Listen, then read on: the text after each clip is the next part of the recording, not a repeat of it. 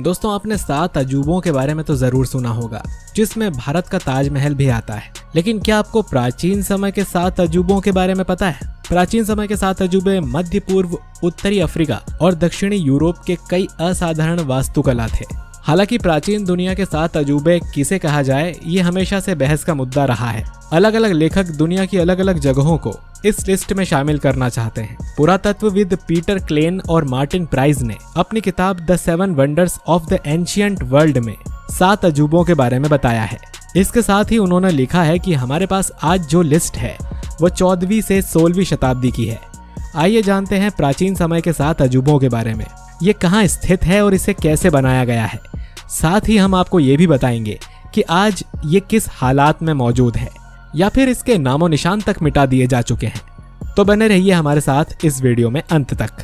Giza की pyramid. जैसा कि आप जानते हैं कि मिस्र के पिरामिड दुनिया भर में मशहूर हैं, जो यहाँ के राजाओं के लिए बनाए जाते थे, जिनमें उनका शव रखा जाता था, जिसे मम्मी भी कहते हैं। इनके शवों के साथ इनके खाने पीने की चीजें, गहने, बर्तन, हथियार, जानवर और कभी कभी सेवकों के शव भी रखे जाते थे। वैसे तो मिस्र में 138 पिरामिड हैं, लेकिन गीजा का पिरामिड सबसे बड़ा होने की वजह से दुनिया के प्राचीन 7 अजूबों में से एक है। इसकी ऊंचाई 450 फीट है और ये 13 एकड़ जमीन पर फैला हुआ है। इसको करीब 2460 वर्ष ईसा पूर्व बनाया गया था। इसे बनाने में करीब 23 साल का वक्त लगा था। हालांकि आज भी ये काफी खंडर हालातों में लोगों का पर्यटन केंद्र बना हुआ है। बेबीलोन के झूलते बाग। बेबीलोन के झूलते बगीचों के बारे में माना जाता है कि ये बाग इराक के बेबीलोन शहर में स्थित थे। हालांकि इसके कोई पक्के सबूत नहीं है जो इस बात को साबित कर सकें कि ये बाग असल में थे। लेकिन किंवदंतियों के अनुसार 1600 ईसा पूर्व बेबीलोन के राजा नबूकदनेस्सर द्वितीय ने इसे अपनी पत्नी के लिए बनवाया था। बताया जाता है कि ये बाग जमीन पर ना होकर एक महल पर बना था और इसमें झरने भी थे। हालांकि कई प्राचीन लेखकों ने इस बाग का जिक्र किया है।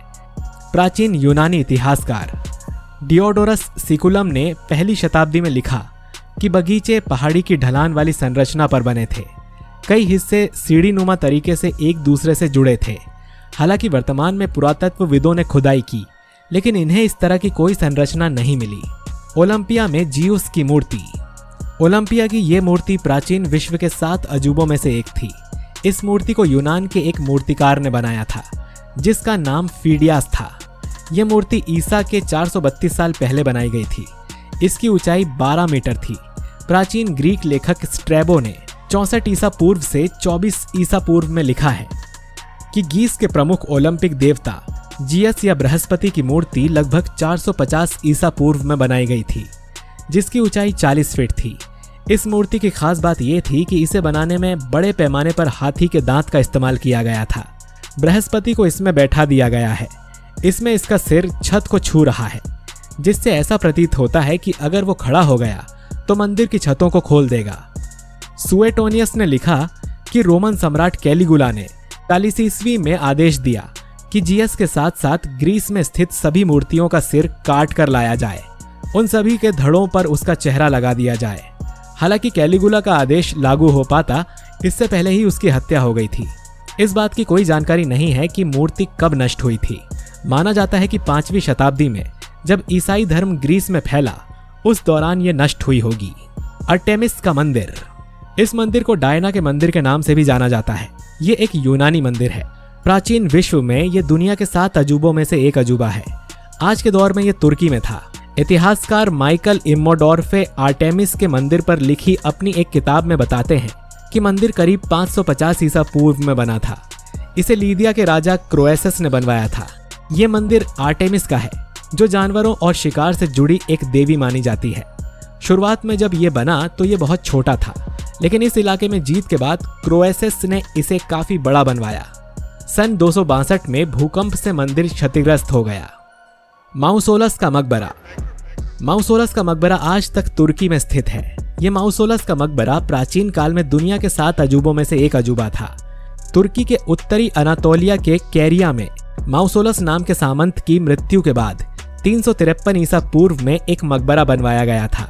वहीं रोमन लेखक प्लिनी द एल्डर 23 से 79 ईसा पूर्व में लिखते हैं कि इस मकबरे को बनाने में बेहतरीन मूर्तिकारों की एक टीम लगी थी। 350 ईसा पूर्व में माउसोलस की पत्नी का निधन हो गया। तब यह मकबरा अधूरा ही था। मूर्तिकारों के पैसों का भुगतान कैसे होगा, इसकी समस्या होने के बावजूद टीम ने इसे पूरा किया। प्लिनी ने लिखा है कि इन्होंने अपना काम नहीं छोड़ा।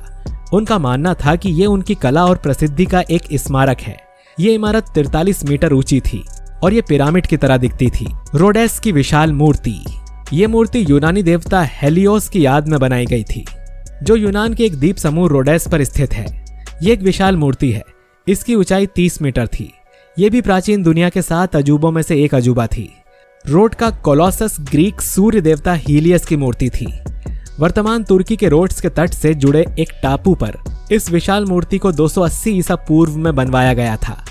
226 ईसा पूर्व में एक भूकंप की वजह से यह मूर्ति नष्ट हो गई। इस मूर्ति का आज कोई भी हिस्सा नहीं है।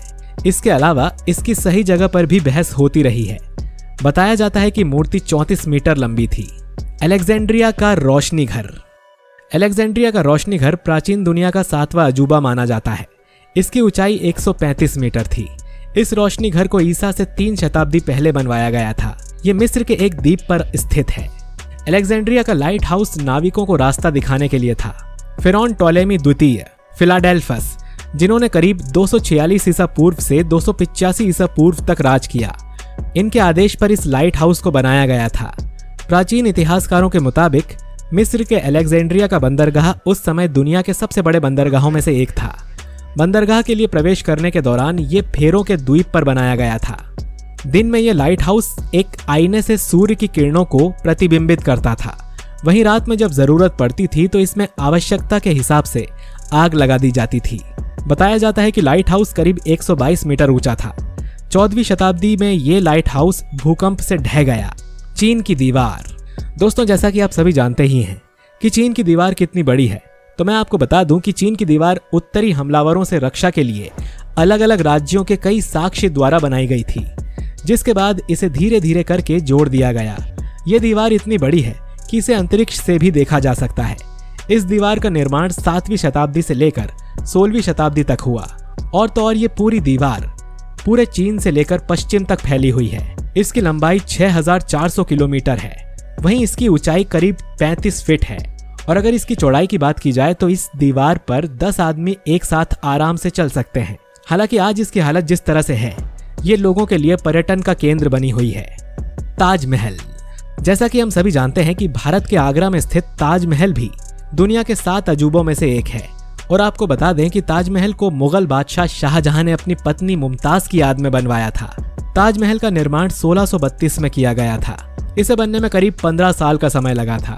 ताजमहल को बनवाने के लिए शाहजहां ने दुनिया भर से सफेद संगमरमर के पत्थर मंगवाए थे। इसके बारे में तो भारत के अधिकतर लोग अच्छे से वाकिफ होंगे, क्योंकि हर किसी का एक सपना होता है कि वो ताजमहल देख कर आए।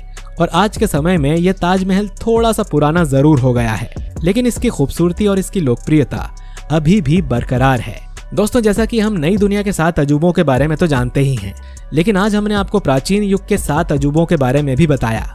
इसके बारे में बहुत कम लोग जानते हैं। ये प्राचीन काल से ऐसे 7 अजूबे हैं जो आज के आधुनिक युग में बनना भी मुश्किल है। तो दोस्तों, उम्मीद करते हैं कि आपको आज का ये वीडियो जरूर पसंद आया होगा। वैसे यकीनन आपको प्राचीन काल की दुनिया के 7 अजूबों के बारे में ज्यादा कुछ पता नहीं होगा। तो ये वीडियो अगर आपको अच्छा लगा है तो इसे लाइक और शेयर जरूर करिए। मिलते हैं आपसे अगले वीडियो में। शुक्रिया।